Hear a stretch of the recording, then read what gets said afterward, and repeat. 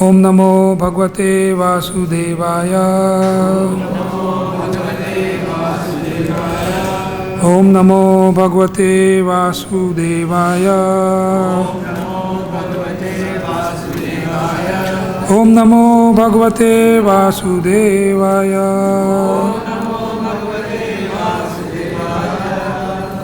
So we are reading from Srimad Bhagavatam, Canto 10, Chapter 15, text number 9 till 12th.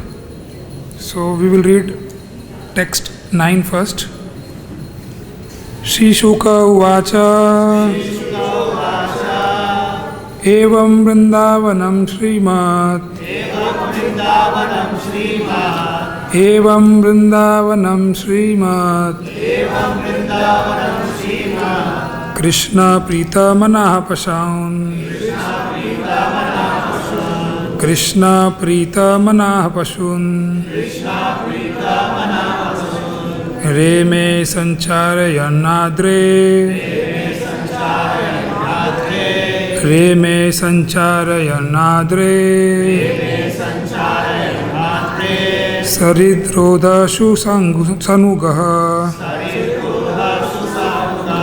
Saridrodashu Sanugaha. Word by word meanings. Shri Shuka Uvacha. Shri Sukdev Goswami said, Evam, in this way, Vrindavanam, with the forest of Vrindavan and its inhabitants. Srimat, beautiful. Krishnaha, Lord Krishna. Pritamanaha, being satisfied in his mind. Pashun, the animals. Reme, he took pleasure. Sancharayan, making them graze. Adre, in the vicinity of the mountain. Sarit, of the river. Rodashu, upon the banks. Sanugaha, together with his companions. Translation. Sukdev Goswami said, thus expressing his satisfaction with the beautiful forest of Vrindavan and its inhabitants, Lord Krishna enjoyed tending the cows and other animals with his friends on the bank of the river Yamuna below Govardhan hill. Please repeat. Sukdev Goswami said, thus expressing his satisfaction with the beautiful forest of Vrindavan and its inhabitants, Lord Krishna enjoyed tending the cows and other animals with his friends on the bank of the river Jamuna below Govardhan hill. So there are 3 more texts to be read, so I will read, we will not repeat everybody. Kvachid gayanti gayatsu madandalishva anuvratahi upagiyamana charita pati shankarshana vitaha anujalpati jalpantam kalavakyai sukham kvachit savalgu kujantam anukujati kokilam kvachitcha kalahamsanam anukujati kujitam abhinratyati nityantam barhinam hasayam kvachit mega gambhiraya vacha namabhirduragan pasun kvachid abhyanti prithaya gopala manojanaya. Should we read meanings for all this?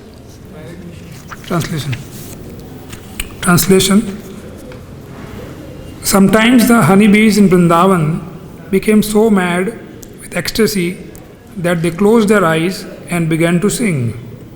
Lord Krishna, moving along the forest path with his coward boyfriends and Baldev, would then respond to the bees by imitating their singing, while his friends sang about his pastimes. Sometimes Lord Krishna would imitate the chattering of a parrot, sometimes with a sweet voice the call of a cuckoo, and sometimes the cooing of swans. Sometimes he vigorously imitated the dancing of a peacock, making his coward boyfriends laugh. Sometimes, with a voice as deep as the rumbling of clouds, he would call out with great affection the names of the animals who had wandered far from the herd, thus enchanting the cows and the coward boys. Purport. Srila Sanatana Goswami explains that Lord Krishna would joke with his friends, saying, "Just look, this peacock does not know how to dance properly," whereupon the Lord would vigorously imitate the peacock's dancing, causing great laughter among his friends. The bees in Brindavan would drink the sap of the forest flowers, and the combination of the nectar and the association of Sri Krishna made them mad with intoxication. Thus, they closed their eyes in ecstasy and expressed their satisfaction by humming. And this humming was also expertly imitated by the Lord. Om Ajnanatimirandasya Jnananjana Shalakaya Chakshurunmilitam Yena Tasmai Shri Guruve Namaha. Jai Shri Krishna Chaitanya Prabhu Nityananda Shri Advaita Gadadhar Shivasadi Gaur Bhakta Vrinda. Hare Krishna Krishna Krishna Hare Hare Hare Ram, Ram Ram, Hare Hare. Hare Krishna. So, this is a beautiful verse describing the beauty of Brindavan Forest. So, the inference for us, being the son of Lord Krishna, or the part and parcel of Lord Krishna, is that he as a father is teaching us how to enjoy. So this description, as we read, we can understand about the Purna creation of the Lord. So we have this verse, Om Purnamada Purnamidam Purnat Purnamudachyate Purnasya Purnamadaya Purnameva Vasishyate. This is from śrīḥ Upanishad. And these words emphasize that the Creator is complete, the creation is complete, and whatever emanates from it is complete in itself. This is a Vedic paradigm which should be inscribed in our mindsets. But unfortunately, our mindset is designed totally on the other side. We, in this material world, are trying to innovate, trying to do research, trying to find out gadgets, instruments, amenities, so that we get some enjoyment. But in this verse, Sri Krishna is clearly emphasizing that if you want to enjoy, then this is how we should enjoy our life in the Brindavan forest. And the forest is also signifying the coexistence of all the species. So in the current society, coexistence word does not exist anymore. We feel that this planet is just for humans. So any endeavor which is put in is just to take care of the human species. But Krishna is the Supreme Father of all the 84 lakh species, and cooperatively the species can enjoy. If we compete with each other, it's not possible to enjoy, which we are already experiencing. We have tried so much to create facilities, to be disease-free, but we see we ended in a situation called coronavirus. Now even a small virus is creating a lot of problem for the whole humanity. So in the greed or in the race of enjoying this material existence, we are collapsing year on year, decade on decade. The human society, the sufferings are increasing. So we have to understand what this Purna means, because the entire material education is designed to take us away from the Purna created by the Lord. We are simply challenging Krishna's management system in every walk of life. When this universe was created, it was given with abundance. there was no scarcity of anything. But because of our intervention in the Krishna's way of managing this universe, now we see that there is scarcity of every single thing. Even we don't have good quality of water, good quality of air, good quality of food. These are the basic necessities we need, even to keep the body and soul together. Even we are struggling with that now. And the only reason that can be assigned to this is our competitive mentality with Krishna's management system. So Krishna created this planet for us so that we can enjoy our life and go back home, back to Godhead. But we have not understood the completeness of this creation.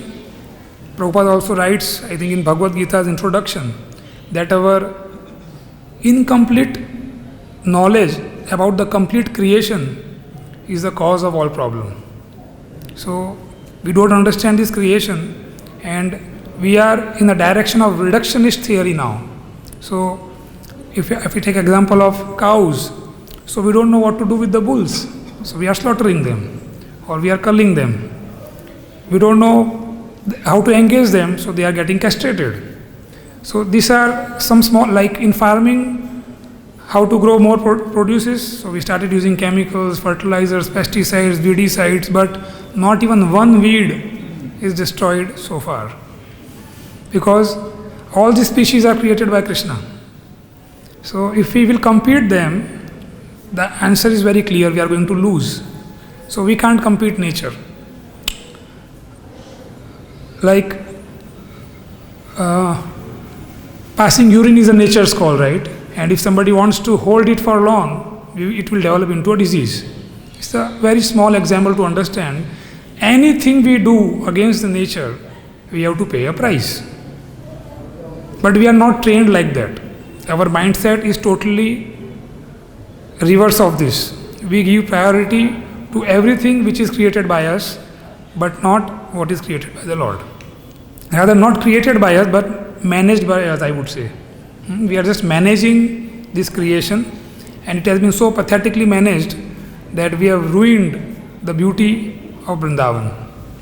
The Brindavan Forest, as described here, was full of rivers, lakes, beautiful trees having fruits, flowers, fragrant breeze was flowing, and Krishna was desperate, to enjoy this pastime with the cows. And as soon as he reached the pagan age of 6, he just wanted to move with the cows, maturing from the calf to the cows now with his cowherd boys, and emphasizing the very importance of grazing the cows. So Purna has some characteristics. Purna means the more we grow, the more the resources increase. This is totally against the current paradigm.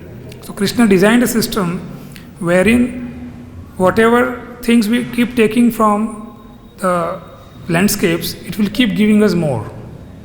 That is how it was designed by the Lord.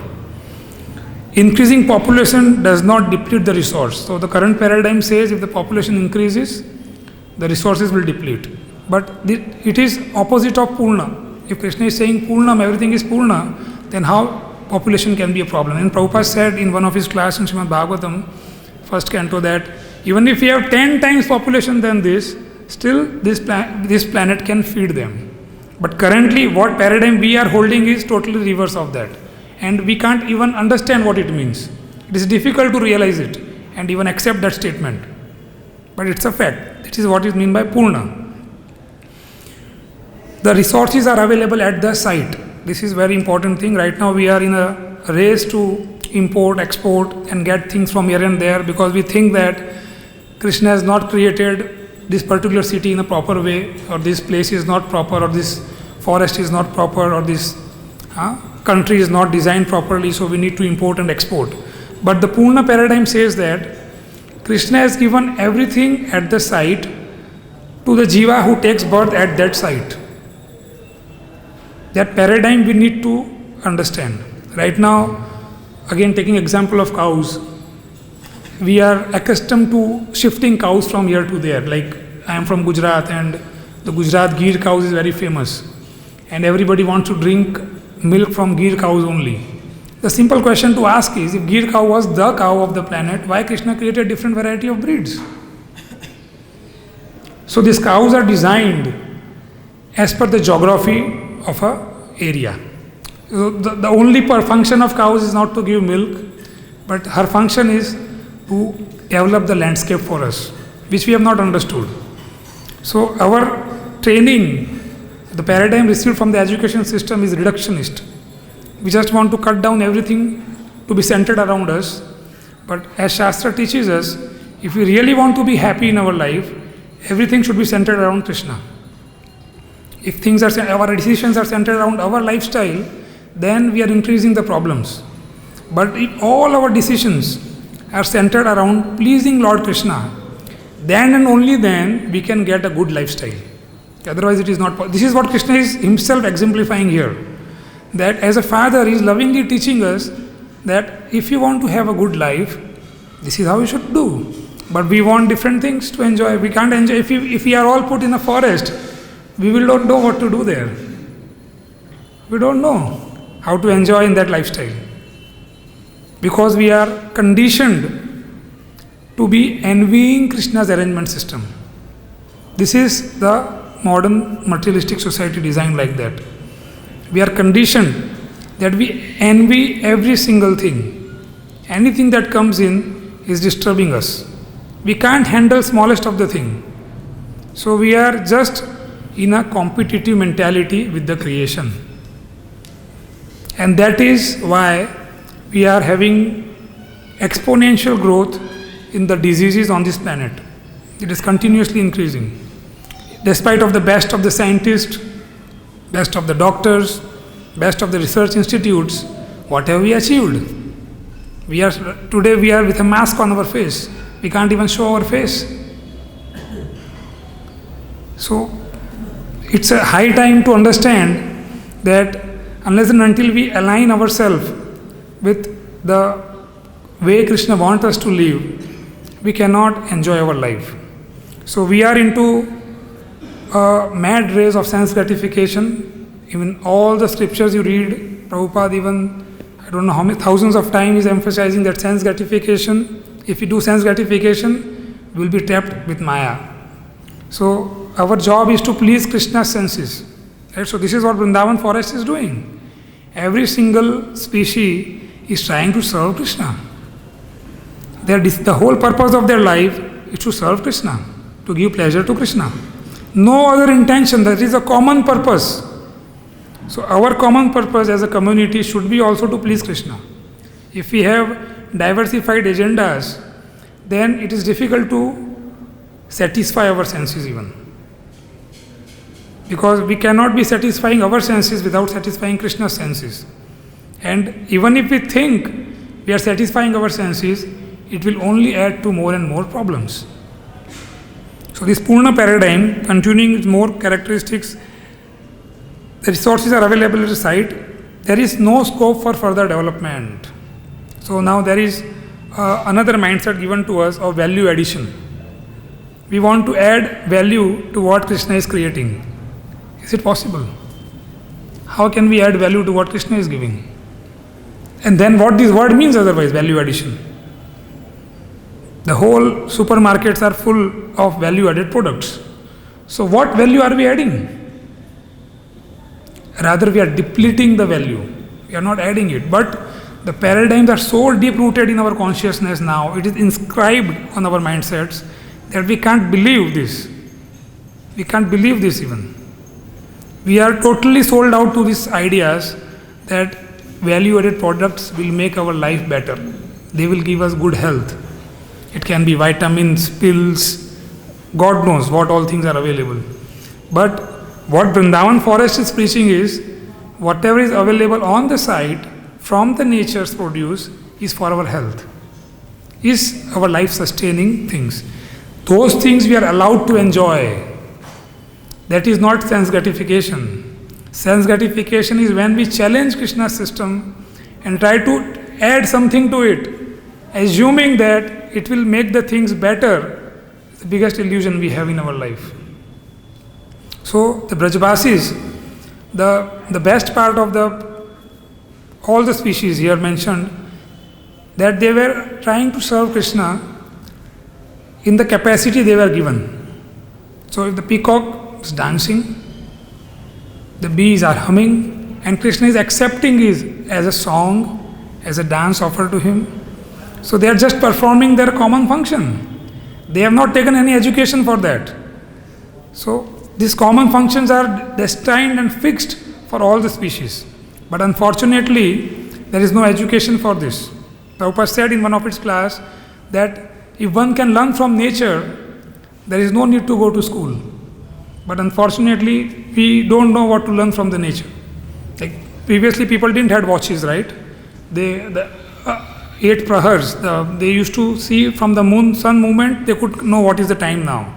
But now the current paradigm is changing. So we are challenging the nature arrangement system and trying to make our life better, but ultimately it is becoming more and more degraded. So we need to develop our faith in the Purna system created by the Lord. And this Purna system has more characteristic which says that nature is self-organizing and relentless. So we don't know, even if we are doing some mistakes with the nature, we don't know because it keeps self-organizing, it keeps on working. And we see that Krishna is still lovingly providing us whatever we need. There are no parts in nature. This is very important point. We are trained to manage in parts. Like even education system is compartmentalized. Some doctor treats the teeth, somebody is treating the heart, somebody is treating the knees, somebody is treating the spine. But the whole system, the body, they don't understand. And then they are playing with the thing. Like we commonly use this example that if you want to keep the body moving, the food should reach the stomach. Hand cannot eat, eyes cannot eat. So we all cooperatively work all the part of the body, put the food in the mouth, so we get the energy and the body works. So all the parts are working for a common whole. That is what we have to understand. So today this planet is managed in compartment. That is another problem we are facing. So it has to be managed as a whole. And when it is managed as a whole, it is more efficient, more performing, more reciprocative, and we can see the abundance back. But today we have no provision, like even if you see in Vrindavan, let us talk about some city. If I talk about Ahmedabad, there is no provision in the city for water for the dogs, water for the birds. So the whole management system, its reduction is just focused on the humans. And Krishna has designed the system that unless and until we take care of all the 84 lakh species, we cannot get good lifestyle for ourselves. So Prabhupada writes in 1st canto, 10th chapter, text number 4, purport, that we humans are the elder brothers of all other species. All other species, he uses the word. All other means remaining 80 lakhs. We are the elder brothers. We are entrusted a responsibility to maintain them. But here we are struggling. If a monkey enters the field, we fear he will eat the bananas. Where will the poor monkey go? What is the provision we have done for that? So these are the paradigms given to us. It's not that we are bad people, the society is bad. I'm not talking about that. The point is, this is how we are raised in this materialistic society. These are the paradigms given to us. If we continue living with these paradigms, only end result will be increasing the problems of this planet. And we are witness to it. In last 42, 43 years or whatever age you have lived on this planet, you know the day you were born and now the problems have aggravated. Then what is the development we are doing? So there is no scope of development. This is what Purna means. There is no scope of development. We have to develop a mindset where we understand that every decision we will take is to cooperate with the Purna creation of the Lord, not to compete with the Purna creation. Right now, every single decision is competing. Every single decision. So Srila Prabhupada also said that we should produce what we need and consume what we produce. So this is a very deep statement actually. So he's uprooting our commercial aspect from this. So we have to produce what we need. So what we should decide as a community what we need. Community means 80-fold X species. And then consume what we produce. Then we cannot enter into a commercial mentality that is even more damaging. Because of this commercial mentality, the whole food industry is flourishing. And even Shastra says that tongue is the most voracious sense. So we have read this, but we have not deeply understood it or realized it, but the industry has realized it, the food industry. So they are trying to, capture our senses by providing so-called value-added products. And we feel that this value-added product will give us health. That has ruined the whole agriculture system. Then today we see the agriculture system is focused on monocropping. Monocropping, people say that it is growing one crop. And diversity means growing diverse crop. But actually monocropping means growing for one species. Currently we are going for one species only, humans. That is monocropping. And diverse crop means growing for all the species. That is the real understanding. This is what Krishna wants. Unless until all the species are fed, Mother Earth and Mother Cow will never be happy. And we won't see Vrindavan manifesting back. This Vrindavan was manifesting because all the species were performing their functions for the Lord. The common agenda was pleasing the Lord. So now when the rain comes, we see water. When the rain goes, the rivers are dried up. We can't even talk about the spring water now. But in this same canto, same chapter, previous verses, Prabhupada writes in the purport, Madhava means spring. And Madhavi means creepers. So, if there is spring, why you need all the tanks of water? The most healthiest form of water is spring. But with our management system of making canals, dams, irrigation facilities, we have reached to a level where we see no more springs, the rivers are dried, the wells are dried, the water is getting salinated. This is development. Now we are finding out systems to desalinate the water or rainwater harvesting, but Krishna gave a system. Krishna gave a system where the water was harvested in the soil, there were rivers flowing, there were springs available, but we destroyed that system because of our competitive mindset. We want to compete with the Krishna's management system. So Brindavan Forest is reminding us that if we want to live a Krishna conscious lifestyle, we have to live our life as per the way Krishna was living. He has practically demonstrated. Every single day he was moving out with the cows, going to the forest, eating whatever was available in the forest, whatever Mother Yashoda was giving. There is one lecture in Tokyo Prabhupada gave, wherein Prabhupada says that Krishna, even though he was he was son of a king, Nand Maharaj was quite rich, opulent. He was leaving the royal palace every single day just to graze the cows. And today, if somebody is grazing the cows, he is a poor fellow. What Krishna did is projected as somebody is a poor person. If you have to punish some, or kuch nahi aata hai, tum gaay charayega. If you don't know anything, go and graze cows. This is a saying in the villages now. And Krishna himself was doing it. He didn't delegate this work to anybody. Killing this, okay, you do, but grazing the cows, I will do. No delegation. It was so important. It was so important for the humanity. And now, the ecologists of the world, the researchers are concluding that if we want to save this planet, we have to graze cows. That is the message. If we don't graze the cows, we can't save this planet. Impossible. It's a big philosophy to understand, but good news is that America has started grazing schools. And there are no vacancies in the schools now. It is always full. So Americans have understood this. When I say Americans, it is not ISKCON America, but general American society. They have started grazing schools already. There are projects managing thousands of acres of land just by grazing cows. No irrigation, no tractor, no chemical, no fertilizer, growing best quality of produce. So this is what Krishna was preaching when he was moving around the cows in the 12 forest. That was the message. That by moving the cows, you can get abundance. It is not, certainly it's a wonderful pastime the Lord is performing, but every pastime has many influences for us. Like Arjuna was not a non-devotee, was not understanding Gita, but they demonstrated it for us. So similarly, Krishna himself purposefully appeared as a coward boy. Prabhupada used this word in the 8th canto.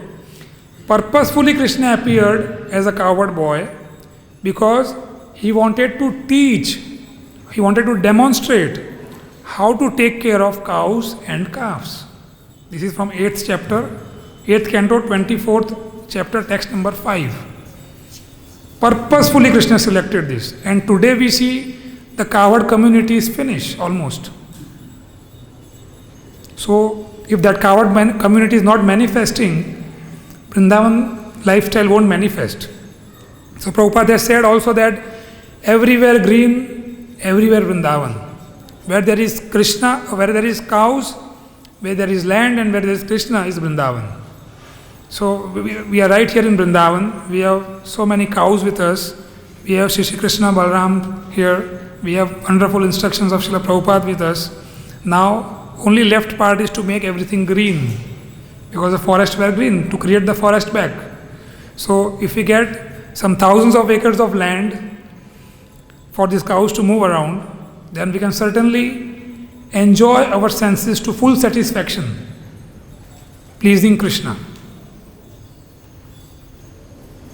Today whatever we are doing is taking support of Ugra Karma. Everything we are trying to use is coming from factories, But this canto, 10th canto, mentions nothing about factories. It is all about Brindavan forest. So Krishna said, I don't live in village, I don't live in town, I don't live in cities, I live in forest. So they were inhabitant of forest, 12 forest. All around was 12 forest. And they were making their houses there and living their life peacefully. So it is very important to understand this point that if we want to serve Krishna, then to give pleasure to his senses, the only way is to manifest this lifestyle. With the current lifestyle of the cities, what we are seeing, or what we are living rather, is very difficult, because in that practically we are fighting with activities which are against our real consciousness. So our real consciousness is to be servant of Krishna, but the whole system, what we see now, is to be becoming master. We are trying to, we are not happy with what is available, but we want to try to change the form of the system and try to enjoy our senses. And the tongue, as we were talking, is the most voracious sense. So if we control the tongue, the rest of the senses are controlled. The first sloka of Srimad Upadeshamrut mentions this, right? So the competition started from the desire to satisfy this tongue, shifting from produce to product. We can say it like that. So all the species, if we see, they are surviving on the nature's produce. Only we humans want some innovation, convert the produce in some different varieties of products, and then try to enjoy it. Like, we are not happy with sugar cane, we want sugar. So we have factories of sugar, and then it is refined, then it is double refined, and now people are understanding that it is damaging our health. So the message is very clear from this sloka that if we want to have a good life, we have to try to relish what Krishna was relishing from this forest lifestyle. Otherwise it is very, very difficult to understand the message.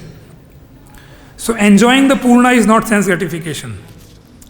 So we have to develop a faith in this system, try to bring Krishna in the center of all our activities.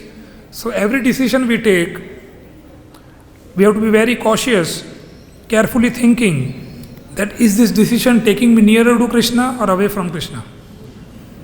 If that decision is taking us away from Krishna, that means the purpose is challenged. The whole purpose of what we are trying to achieve, Krishna Prema, is going in the wrong direction. Every single decision we take, every single decision. It is not that it is a 5-year planning program. Every single step we are moving should take us nearer to Krishna. We have to be that careful in our decision making. Because real problem is not what we are seeing. Real problem are the decisions that we are taking. We can't blame external for the problem. It is all internal. We have to internalize what wrong decisions we have taken which are keeping us away from Krishna. Whether Krishna is welcoming. Prabhupada said it takes 1 second to become Krishna conscious because it is our decision whether we want to become or not. Arjuna didn't want to fight. Krishna educated him by giving Bhagavad Gita, and in the end he decided to fight. So it was just a change of decision from not fighting to fighting. It was just a change of decision from not accepting Krishna's instruction to accepting Krishna's instruction, and then that became devotional service. So it's just a decision we have to take to make our life perfect. We don't have to innovate anything. Everything is available.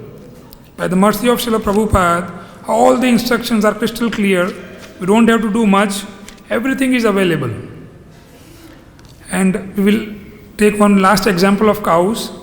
So the abundance is felt, as again Srimad Bhagavatam first canto, Yudhishthira Maharaj, when he was ruling the planet, it is written that the earth was producing sufficient food grains for all species. The clouds were giving enough rain, and the cows were happy with the fatty milk bags. So this was signifying abundance. But now we see none of this. So what is the reason of this? Why this situation has degraded to what it is now? So the main point is the fatty milk bag of the cows. We need abundance of milk. And abundance of milk is available in 5 situations. First is when the grass is so nutritious and the cows are grazing on it and they are producing profuse milk that the calf cannot drink it all, and lot is left for the humans. That is the nectar Prabhupada talks about. Second situation is that the cows are grazing and the quality of the milk, because the grass is very nutritious, the quality is so nutritious that the calf cannot drink more because of the high quality of nutrition in the milk, satisfied with the less milk, so we get excess milk for us.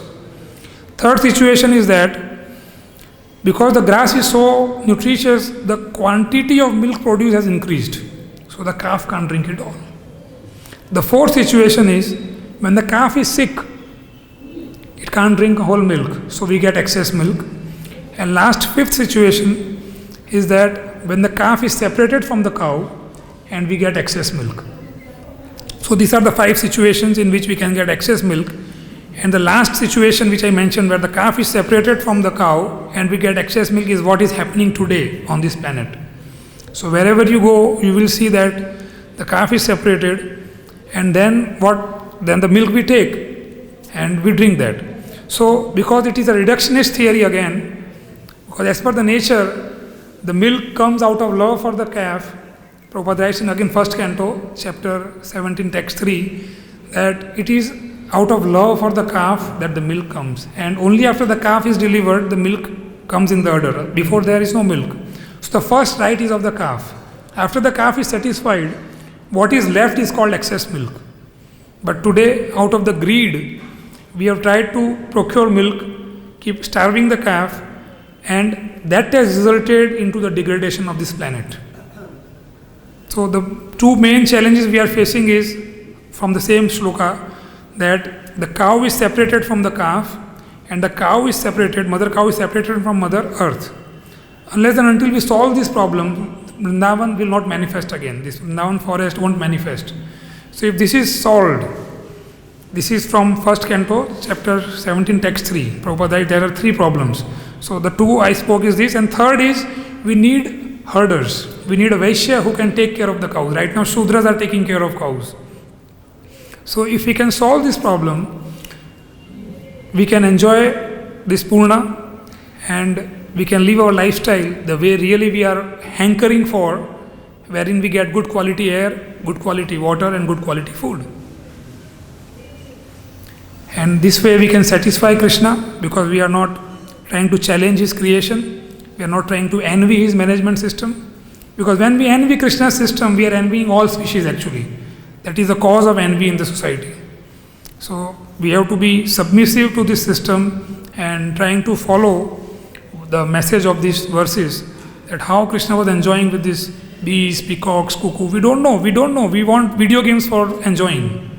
I was listening a class by His Holiness Devamrit Swami, wherein he says that now video game is the fastest growing industry in the world, because they have understood that we want to enjoy mentally, because enjoyment is all coming from the mind. So they have designed these mobiles with all the games, and we are busy doing that 8 hours a day, 10 hours a day. So, but we are not satisfied. That is the reality. So if we want real satisfaction and real satisfaction of the senses, then we have to try to satisfy senses of Krishna the way the Brajbasis were doing. These all species are Brajbasis. They were trying to please Krishna with everything they were doing. Hare Krishna. Thank you very much. Any comments, questions? You came on the time for the question. No, I can't ask a question. I came too late. Hare Krishna. I didn't think. Hare Krishna, thank you. Yes, Prabhupada says that 50% of my mission is not complete because I have not established the varnas from Dharma. So my question is, we're trying to follow Srila Prabhupada's instruction, and we have not heard many farms that are really very successful. What do you think are the problems why we're not able to follow this? And another question, or maybe this question first. Okay. So I speak? Yes. Okay. So the problem is only one, that we are not taking a decision to do it. If we take a decision to start a farm, we can do it. So that is the simplistic way to understand it, because when Srila Prabhupada was personally present with us, he was emphasizing this point very much, and he started many farms, and they were quite successful. Gita Nagari, New Talvan, then New Brindavan, they were quite successful. But gradually it failed for whatever reason. But for now, we being Brindavan, the headquarter with Krishna Balram right here, the Acharya for the farm and the Acharya for the cows, if we decide as a community, we can certainly manifest a wonderful farm for the community. And we have the whole understanding with the Bhagavatam instructions and the instructions in the letters given by Prabhupada, which are compiled very nicely in many books. And if we follow it sincerely, the only problem we are facing is the paradigms we have. We are unable to undo our old paradigms of managing the farm. Because even in Srimad Bhagavatam, 7th canto, Prabhupada writes that all these species like insects, reptiles, birds, monkeys, asses, snakes, and one more, he writes the 6, 7 in that, they should be treated as innocent children. It's too much for us to understand this. We can't understand what it means even. It's a translation from one, and Prabhupada writes in the purport that in the agricultural field, we don't need to kill them just to save our food, because Mother Nature is giving food for all. The same purport, Prabhupada. But we don't understand this. Even now, all our farms, or all the farms we see, are into killing different species. We think that the insects which are coming, they are named as pest now. Actually, they are insects. They are not pest. They are not unwanted. The weeds, they are not unwanted. They are a species created by Krishna with a purpose. But because we have not understood the function of each and every species, and we try to superimpose our understanding on the situation, not understanding the Bhagavatam principles, we try to dominate the situation. That is why the farms are failing. And then we see the poor farmers around us, they are also struggling in their lifestyle. So we feel, oh my God, another problem. So mentally we are resigned with the farm lifestyle. But if we as a community take a decision to do it on the principles of Srimad Bhagavatam, it is very easy to do, as the Purna principle says that everything is available on the site.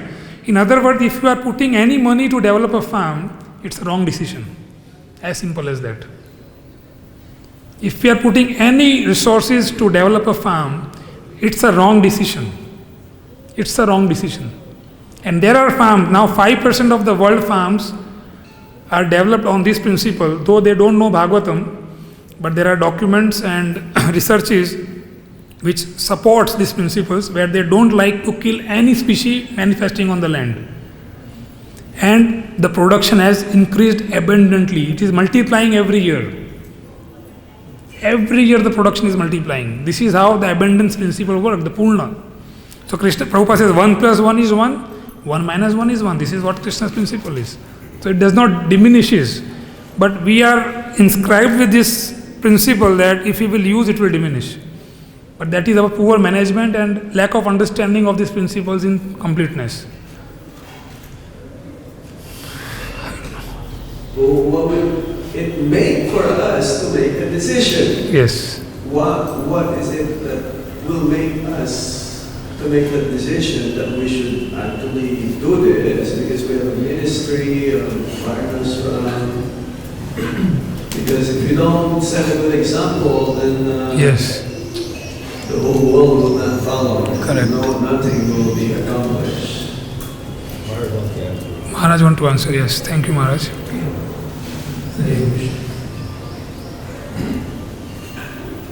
Several years, many years ago, I was pretty much well traveled. And I was quite concerned about, even your deep concerns in the project. So I visited practically most farms in the northern Islam, because that's more accessible to us. And also farms. So probably a personal farm at Gujarat in Pennsylvania. And was sort of like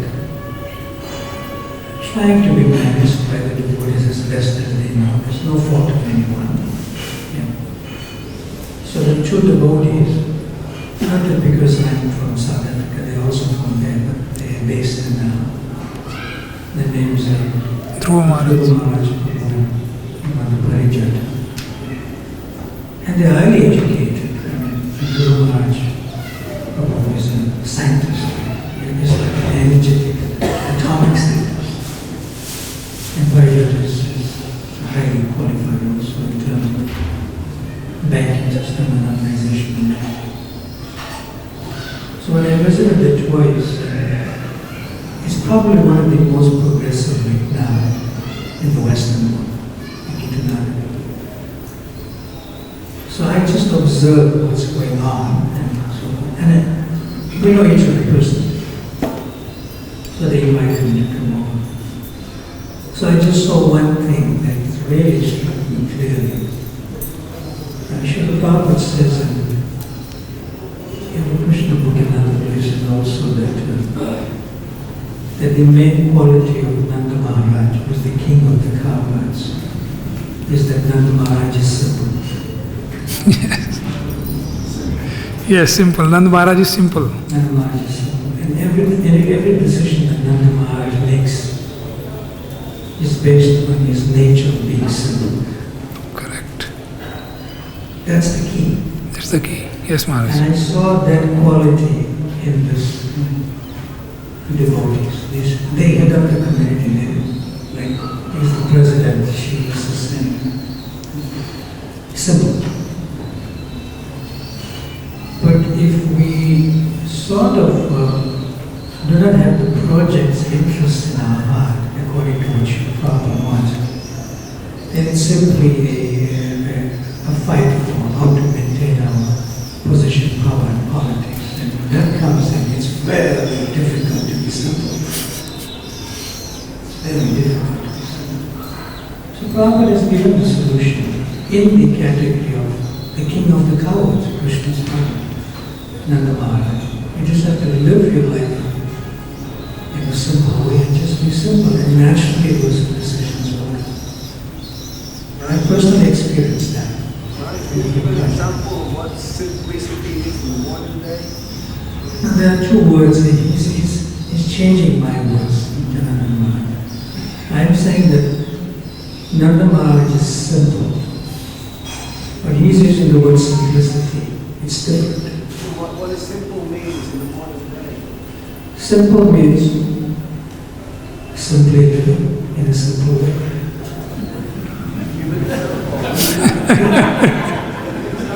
The first thing is that when you come to the temple or the chant your japa, you leave your cell phone in the room. That's simple. Everyone should leave their cell phones at home and come and chant japa. The second thing is because Hare Krishna is the root cause of our change of consciousness to become simple. Because if you bring these electronic gadgets into the temple, it has an energy, and then somebody may say, well, I am watching my Guru Maharaj 10,000 miles away chanting japa, so I need inspiration. But that's not our proper practice. Because it's such a personal, intimate relationship with Krishna. So if we simply chant Hare Krishna, then other things can become simple as you go about the practice. That's one thing, that's the root cause. Other we can get into only Varna Ashrama, not daily Varna Ashrama. That's the point also. But the main point I'm trying to make is that Nanda Maharaj's nature is one of being simple. Simplicity can also be naive, that's a little different. He's not like, Nanda Maharaj is not super intelligent. Nanda Maharaj is simple because he simply loves Krishna and everything is done for the pleasure of Krishna. There's a difference between simplicity and that. Simple and practical. Yes. Now he's only the Janana Maharaj made it very clear. Simple means you become practical. Thank you. I mean, this is my 2 cents. Thank you, Maharaj. I'm giving some visions, just my realization. Sannyasis are clever, we don't stay in one place, so when we see things, we realize things, and that's what the realization is. Thank you, Maharaj. Okay. Yes, Mahaprasadi Gopyo. President has to decide. Okay, Vishal can wait because I don't mind me chiming in as well, Prabhu, on this topic. So, personally, I was born and raised, starting in a farm community, New Bhujayor in Australia. And that is an example of a farm community. And I spent 6 years in Bhubaneswar, growing up there. And then when we went back to Australia, we traveled around and my parents had their own farms. And that was their solution. Is that it's pretty simple. If you want to get some land, and get some cows and grow some vegetables and worship Krishna in your home and have a small home mandir, there's absolutely nobody stopping you from doing it. So that's also being simple in a way, is that if you want it, then just go ahead and do it and don't wait for somebody to do it for you. If you don't want to start something on your own, then go and join one of the thousands of farming communities that already exist. My point though is the thing that I personally observed in the movement, growing up and hearing this kind of topic and conversation for a long time, many times over and over again, from many people, and hearing so many different angles of vision on this thing, the thing that I've distilled personally is that there's a fundamental blockage in our consciousness with the concept of that this world is ultimately a place of suffering and death, and that this is not our home, and that the goal of our Krishna consciousness movement is to not actually to try to create the spiritual world here, because that will never happen. Because this place is a jail, and this is not our home. And so that is the blockage right there. That's the fundamental problem right there, is that we don't feel motivated to do something unless we see an immediate reward. That, okay, if I invest, 16 rounds a day for the next 5 years, then maybe I'll get some kind of tṛṇa or whatever as a reward for that. And that exchange, business dealing with the holy name, is the fundamental stumbling block. That we approach Krishna consciousness as a business exchange fundamentally from the beginning. And that's natural for karajābhimṛṣṭāḥ, Kanishta adhikaris, who see it from that angle of vision. It's natural in that way. And so the same way, and so then we end up with hierarchies in the temples and in the farm communities. We end up with hierarchies where you have to pay people to sweep the floors and wash the dishes and clean the toilets. And then there's a hierarchy, like if I'm wearing saffron and if I've got diksha 10 years ago, then there's no way in hell that I'm going to go and clean the toilets, because that's somebody else's job. Because I'm senior, and you've got to get some menial servant to do that and pay them to do that. And there's no way in hell I'm going to go down to the goshala and look after 500 cows and clean up their stool and do all that other stuff, because I'm senior, and you've got to pay somebody else to do that. You've got to pay people to do all that stuff. And so it's like, how are you going to start a farm? When you've got to pay people just to do your menial chores for you. You know what I'm saying? So what's the point of having a hierarchy in society? In the materialistic, from the prakrita perspective, the purpose of a hierarchy in society is to facilitate our sense enjoyment. And from a spiritual perspective, the purpose of a hierarchy, like we have hierarchies in a spiritual society, but the purpose of a hierarchy in a spiritual society is completely different. And it's to elevate the evolution of the consciousness of the soul. So sorry for ranting on about this. I gotta wind up. So my point is like, if I can distill it down to a question, please, feel free to comment on this or answer this. But this is my question. This is my doubt. This has been my doubt for a long time on this particular topic.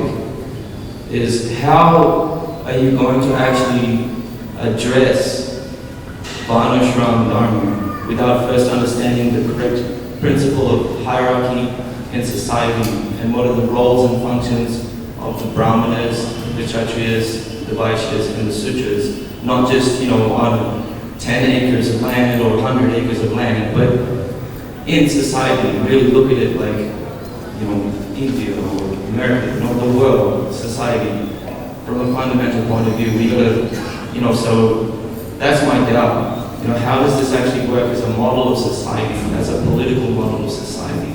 If we can answer that question on the societal scale, then you've got your varnashram dharma solution. That's the question. That is the question. Okay. So, thank you for your understanding and explanation. I strongly feel that without training and education, we can't change anything. So we need to have more courses and seminars in different temples, creating an awareness, like we started with devotee care course, something like that, where on a grassroots level, devotees are educated about the importance of this varnashram dharma or the farm life, because today practically we don't see much talks on such subject. So if we increase the presentation and communication on this aspect, gradually it will happen, because changing an institutional hierarchy or structure, whatever we call it, takes at least 100 years. It's not a small thing to do. There are researches on this, where anything you need to change in an institution, it takes 100 years. With 100 years is nothing. This is for 10,000 years, this movement. So 100 years is nothing. We should not think that everything will happen in our life movement only. I will do it, I will make it happen. That's not the idea. We all have to contribute whatever little we can and try to push forward it in the hand of other devotees who are going to carry it forward. But training and education can bring a substantial change in the mindset, because this is how it has been damaged. The education system, from the Vedic education system to a materialistic education system, changed our mindset totally to what we are now. So if we want to go back there, then again training and education has to come in, where the principles are re-established and given to us. Hare Krishna. Thank you very much. There are more questions, can we take? Or after?